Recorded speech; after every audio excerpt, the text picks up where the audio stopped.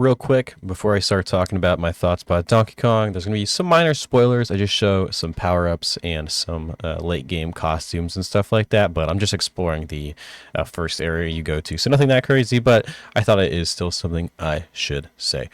But I want to talk about this game. So I was really excited for this game. I'm like a relatively big Donkey Kong fan, I would say. I grew up playing the Donkey Kong Country games, getting my ass kicked. I was a big fan of Tropical Freeze in the early life of the Switch. You know, when that came out. Shouldn't have been $60, but whatever. Great game. I think there's an argument to be had. It's one of the best 2D platformers of all time. So I'm a big DK fan, and this is sort of the first real Donkey Kong game we've had in over a decade, and if you want to make the argument, since the 90s, you know what I mean?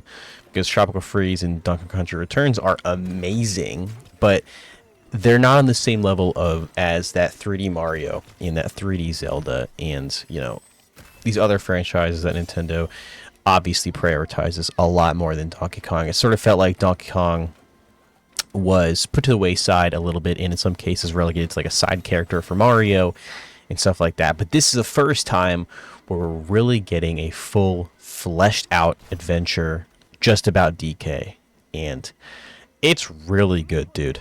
I mean, I love Mario Odyssey. I love Banjo-Kazooie. I love collectathons. It is just, you know, obviously I loved Astrobot. 3D platformers are my bread and butter. They're really what I'm into. Maybe my favorite video game genre. I'm not entirely sure, but they're definitely up there.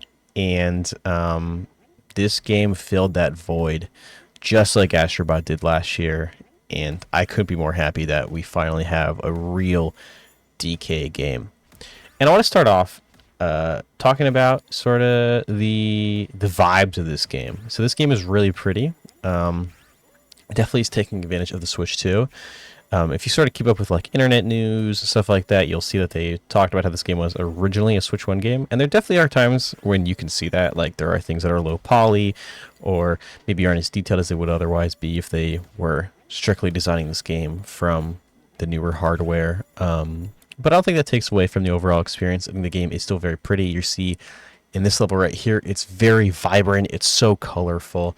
And that is carried out through every section of this game. Every section of this game is very well designed from a color standpoint. Like you're never really bored, at least in my opinion. There's like maybe one or two areas where I'm like, yeah, you know, whatever.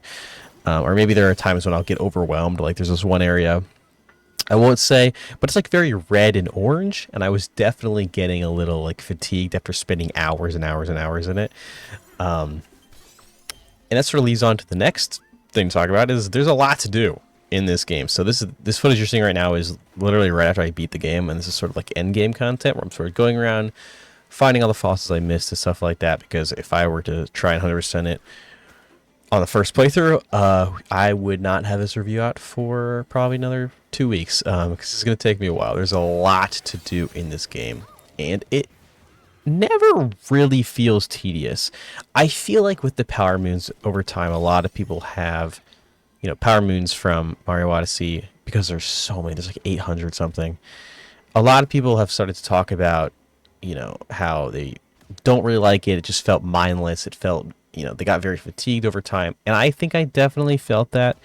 But so far, I haven't felt that with this game. I've played about 30 hours, and I assume I'll play a bunch more over time. This is a game, I put like 90 hours into Mario Odyssey, and I could see myself putting probably about the same, if not more, into this game. So yeah, there's just so much to do. So you have like fossils, there's different kinds of fossils, some of which are references to older DK games. I obviously won't say, but like there's some stuff where I'm like, oh, that's so fucking cool. You know what I mean? Like, just because I'm so starved of anything Donkey Kong, it was really cool just to see even minor references. Obviously, you can see here with like the pants and stuff like that, it calls back to like the arcade game, stuff like that. But that's not really what I'm talking about. Ooh, I'm tired. But they even call back to like the country games and country returns and stuff like that. So it is cool, but it's not even the main focus. You know, like this game has its own identity 100%. but there are just little things to like reward people like me who do care about this series. And that's what I like, because a lot of times we have a series come back like this that has been dormant for so long. There are times when it does feel like, you know, what's the word I'm trying to look for? It does feel like they're relying on a lot of nostalgia. They're just, the whole game is essentially callbacks, and this does not have that issue. This game is 100% its own thing. There are some stuff at the end, which I won't talk about for now. I'll talk about that later once I sort of talk about my overall main thoughts. But there are some stuff obviously at the end of the game. You might be a little confused, but you know, as a kid, I'm sure there are going to be a ton of kids who this is their first introduction to Donkey Kong. And I think this is amazing. I think this sets up Donkey Kong as a staple for Nintendo, to where we could even see 2D Donkey Kong games come out alongside of this. The 2D sections in this game are really good. Obviously, they showed it in the trailer, but there's like callbacks to Donkey Kong Country with like the music and the backgrounds. With Donkey Kong Country 2, I don't know why I'm yawning so much, but the 2D sections are awesome, and they actually control really well. I feel like a lot of times with 3D games, whenever they sort of switch to 2D, it doesn't really feel correct. Like, it sort of feels jank. But this game really nails the controls of the 2D sections, and it makes me hope that we're going to see more 2D Donkey Kong game come out alongside of the 3D games, sort of like we saw with Wonder and Odyssey.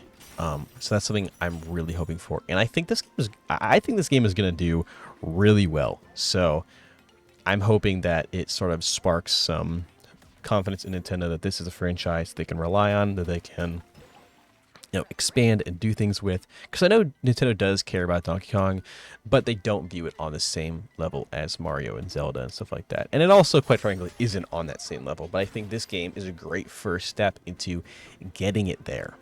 Obviously, you're seeing me roll and stuff like that. The movement in this game feels really nice.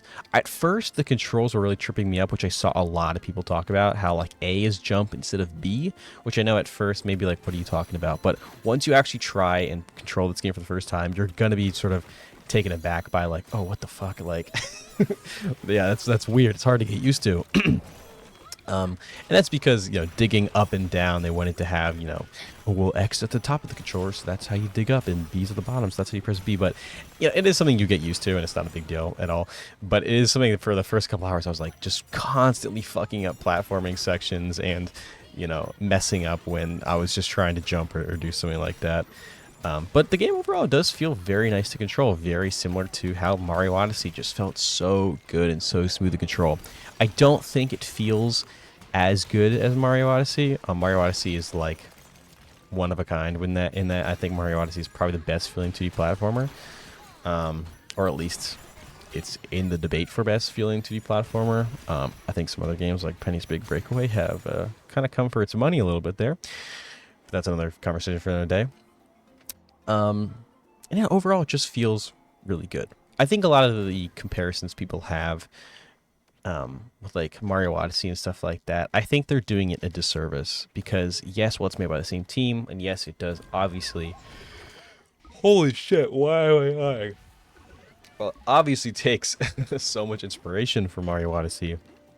I think it's its own thing, and I think the game design is handled differently. The way you explore and the way you progress through the game is not the same as Mario Odyssey. You know, there isn't this like, oh, you need to get these many power moons to continue. Like, that's not a thing here, right? You sort of are able to explore and do things at your own pace. Like, for me, I was often finding bananas and fossils and stuff like that not how you're supposed to. Like, I would just be digging through the ground. I'd be going all over the place. Like, I would often be backtracking, finding like, oh, that's how I was supposed to get in here. You know, like, I'll be just scouring the map, going into different places backwards and stuff like that. And then as I'm there, being like, oh, so this is how they probably intended you to find this place. It gives me a similar feeling as Tears of the Kingdom did. With Tears of the Kingdom, it was there were like almost all of the divine beasts or whatever they're called in that game. I forget. I haven't played it in so long. I would often complete those puzzles and unlock the power ups or whatever. You know, the what is the arm thing? I forget what you call those. I forget what you call the powers for that thing. But you know, I would often get those power ups and complete those dungeons and challenges.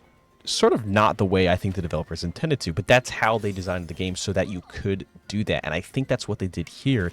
And it feels so good. There are definitely times where it makes me feel stupid, like, oh, I feel like I'll brute force my way in doing a challenge or something like that because I just sort of missed the cue of how I'm supposed to beat it, or maybe I'm not using the correct power up, or maybe I haven't even unlocked the correct power up for it yet. But I brute force my way and beat the challenge anyway, and I love that this game allows you to do that. And I think that's sort of just my overall thoughts. I do want to talk about some end game stuff here. There's a bunch of stuff that I still have to do, but just the main game is really good. If you are looking for a 3D platformer, if you are looking for a game to sell you on the Switch 2, I think this is going to be the game. I don't think Mario Kart did that, at least for me. But this game is great, and I'm really happy that we finally have a real DK game. So we're going to start talking about the end game stuff, and it's just sort of really short. I got spoiled, so a lot of the music in this game is really good, and I was looking online, and I sort of knew this was maybe going to happen, but I was like, all right, I'm going to go online, I want to share some of the songs with friends, and while looking up, the OST for the game, I got spoiled and stuff like that, and that is that, K. Rool does show up at the end, and New Donk City is in the game, which I got spoiled by, which is very annoying,